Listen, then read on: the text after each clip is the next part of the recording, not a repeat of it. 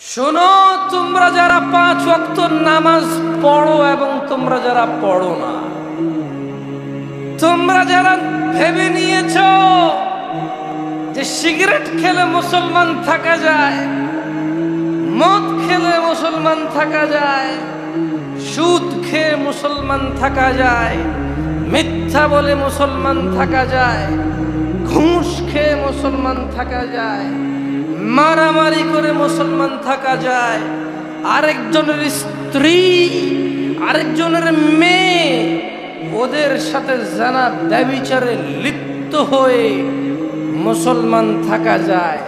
তোমরা জেনে রাখো, নামাজ না পড়ে মুসলমান থাকা যায় না। তোমরা জেনে রাখো, নামাজ না পড়ে মুসলমান থাকা যায় না। ভাগ্য আমাদের অনেক ভালো যে আমাদের আলেম ওলামারা এখনো তোমাদের পরোয়া করে, আমাদের বক্তারা এখনো তোমাদেরকে ভালোবেসে নরম সুরে বুঝায়। তোমাদের ভাগ্য অনেক ভালো, তাই তোমরা এখনো নিজেকে মুসলিম মনে করো। তবে আমি একটু ভিন্ন লোক, আমি তাই বলবো একজন বেনামাজিকে যা মুস্তাফা সাল্লাল্লাহু আলাইহি সাল্লাম বলেছে। যদি জামশেদ মজুমদার কিছু বলে সেটা তোমরা বাদ দাও, ফেলে দাও। যদি মুহাম্মদ সাল্লাল্লাহু আলাইহি সাল্লাম বলে মেনে নেবে তো? মুহাম্মদ সাল্লাল্লাহু আলাইহি সাল্লাম বলে মেনে নিবে? আলহামদুলিল্লাহ। অসংখ্য দুরূদ ও সালাম নাজিল হন মুস্তাফা সাল্লাল্লাহু আলাইহি ওয়াসাল্লামের উপর, যিনি উম্মতে মুহাম্মদকে প্রত্যেক ওই বিষয়ে নির্দেশ দিয়ে গেছেন যা উম্মতে মুহাম্মদকে জান্নাতমুখী করে, যিনি এই পৃথিবীর মানুষকে প্রত্যেক ওই বিষয়ে সতর্কের নির্দেশ দিয়েছেন যা মানুষকে জাহান্নামমুখী করে। অসংখ্য দুরূদ ও সালাম নাজিল হন ওই মুস্তাফা সাল্লাল্লাহু আলাইহি ওয়াসাল্লামের উপর, যার উম্মত হিসেবে আমরা একত্রিত হয়েছি এই মাঠে। অসংখ্য দুরূদ ও সালাম নাজিল হন হাসান ও হুসাইনের নানার উপর, ফাতিমাতুল যোহরা রাদিয়াল্লাহু তাআলা আনহার আব্বার উপর, আলী রাদিয়াল্লাহু আনহুর শ্বশুরের উপর। অসংখ্য দুরূদ ও সালাম নাজিল হন এই পৃথিবীর শত শত উম্মতে মুহাম্মাদি যারা মুহাম্মদ সাল্লাল্লাহু আলাইহি ওয়াসাল্লামের অপমানে জীবন দিতে প্রস্তুত এবং ওনার সুনামে জীবনকে নিয়োজিত করতে প্রস্তুত। অসংখ্য দুরূদ ও সালাম নাজিল হন ওই নবীর উপর যিনি রাহমাতাল লিল আলামিন, যিনি ইমামুল আম্বিয়া ইমামুল মুরসালিন। আল্লাহুম্মা সাল্লি আলাইহি আল্লাহুম্মা বারিক আলাইহি। প্রশংসা কার? সাতক্ষীরাবাসী। কে যিনি আসমান থেকে বৃষ্টি দিয়ে পৃথিবীর জমিনকে উর্বর করে ফসল ফলানোর মতো উপযোগী করে? কে যিনি আমাদের জিহ্বা দিয়েছে স্বাদ গ্রহণের? কে যিনি পেট দিয়েছে খাবার দাবার স্টক স্টোরেজ করার? কে যার কাছে আমরা প্রত্যাবর্তন করব? তিনি কে? তিনি কে যার ইবাদতে কোনো শরীক নেই? তিনি কে যিনি আমাদের সবকিছুর হিসাব নিতে সক্ষম? আলহামদুলিল্লাহ।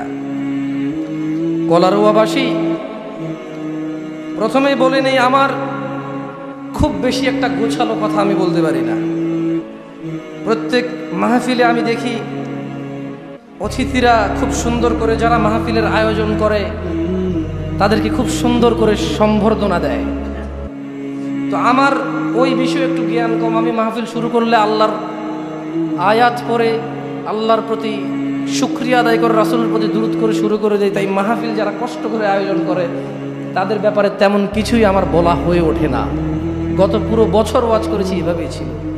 নিজের কাছে একটু লজ্জা লাগছে, তাই যদিও আমি গুছিয়ে বলতে পারবো না, তবে যারা দিন প্রচারে অক্লান্ত পরিশ্রম করে, যারা মানুষকে দিন শিখাতে দ্বীনের কথা শোনাতে অক্লান্ত পরিশ্রম করে এই ধরনের একটা আয়োজন করে অজপাড়া গায়ে, আল্লাহ তাদের উপর রহমত করে।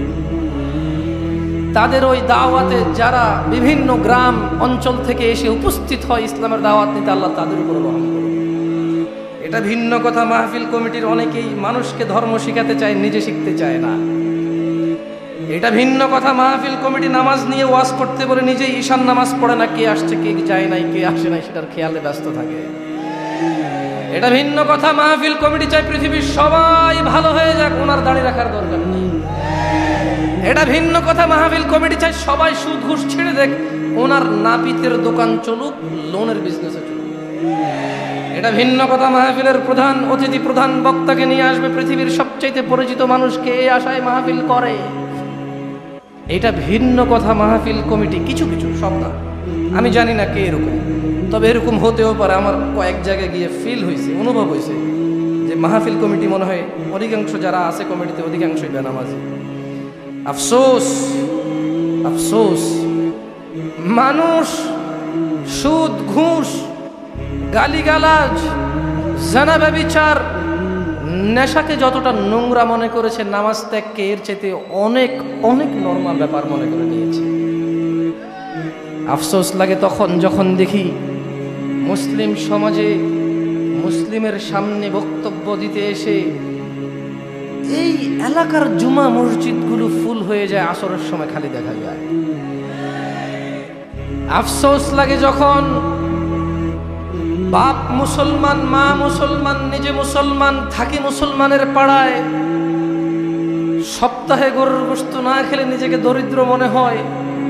মুসলমান হিসেবে গরু খাওয়া হালাল, শুকর খাওয়া হারাম, এতটুকু বুঝি। নামাজ ত্যাগ করলে ইসলাম ওই ব্যক্তির মধ্যে থাকে না, ও ব্যক্তি মুনাফিকে রূপান্তরিত হয়ে কুফরে নিমজ্জিত হয়। এই অনুভূতি হারিয়ে গেছে, এই জন্য আফসোস লাগে। আফসোস লাগে আল্লাহ তাআলা এই দ্বীনে ইসলামের 5টি স্তম্ভের আল্লাহকে সাক্ষ্য দেওয়ার পর দ্বিতীয় স্তম্ভ, দ্বিতীয় পিলার এবং খুঁটি, যার উপরে ইসলাম দাঁড়িয়ে আছে, দ্বীন মুসলিম দাঁড়িয়ে থাকবে, সেটাকেই নামাজ করেছে। আফসোস লাগে যখন 98% জন লোক ফজরে ঘুমে থাকে। আফসোস লাগে যখন এ পাড়ায় একটা মসজিদে নামাজ পড়ার ধরন একরকম, তাই ও পাড়ায় আরেকটা মসজিদ হয়। এই নিয়ে চায়ের দোকানে খোঁচাখুচি হয় যে এতগুলো মসজিদ দিয়ে করবে কি। অথচ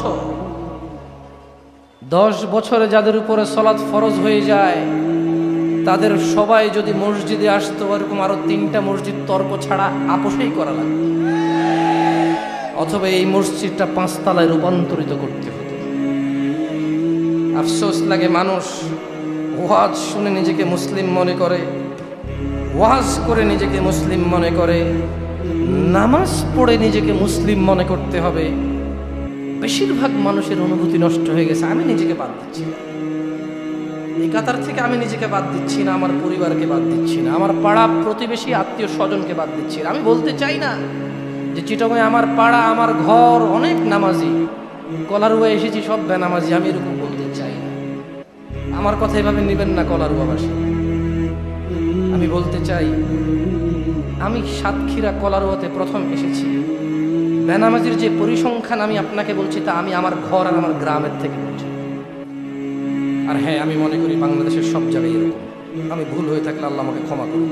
আপনারা নামাজি মানুষ, আল্লাহ আপনাদেরকে কবুল করুন। শুনে রাখো, কলারুয়ার মানুষ, যার কাছে আমাদের প্রত্যাবর্তন, যিনি আমাদের প্রত্যেকটা সেকেন্ডের হিসেব নিতে সক্ষম এবং তিনি নিবেন, আল্লাহ আমাদেরকে ক্ষমা করুন, আশ্রয় দিন। তিনি বলছেন, কুল লিইবাদিয়া আল্লাযীনা আমানু ইউকিমুস সালাতা ওয়া ইউনফিকু মিম্মা রাযাকনাহুম সিররান ওয়া আলানিয়াহ মিন ক্বাবলি আন ইয়াতিয়া ইয়াওমুন লা বাইউন ফীহি ওয়া লা খিলাল। ও মুহাম্মদ সাল্লাল্লাহু আলাইহি ওয়াসাল্লাম, কারা কারা আমরা উম্মতে মুহাম্মদ? উম্মতে মুহাম্মদি কারা আমরা? উম্মতে মুহাম্মদি আমরা সবাইকে উম্মতে মুহাম্মদি। আমরা সবাই কি উম্মতে মুহাম্মাদি? তাহলে শুনে রাখো উম্মতে মুহাম্মাদি সাল্লাল্লাহু আলাইহি ওয়াসাল্লাম, তোমাদের প্রতিপালক, আমাদের প্রতিপালক, আরশে আযীমের মালিক, বিচার দিবসের মালিক, অন্তর্যামী, মানুষের রাজ্জাক, মানুষের নিরাপত্তা দানকারী, তিনি ওনার হাবিব সাল্লাল্লাহু আলাইহি ওয়াসাল্লামকে বলছেন, কুল, ও উম্মতে মুহাম্মদ, জেনে রাখো তোমাদের রব, তোমাদের প্রিয় মুস্তাফা সাল্লাল্লাহু আলাইহি ওয়াসাল্লামকে বলছেন, কুল, বলে দিন, লিইবাদিয়াল্লাযীনা আমানু, বলে দিন আমার বান্দাদের মধ্যে যারা ঈমান এনেছে, ইউকিমুস সালাতা ওয়া ইউনফিকু মিম্মা রাযাকনাহুম সিররান ওয়া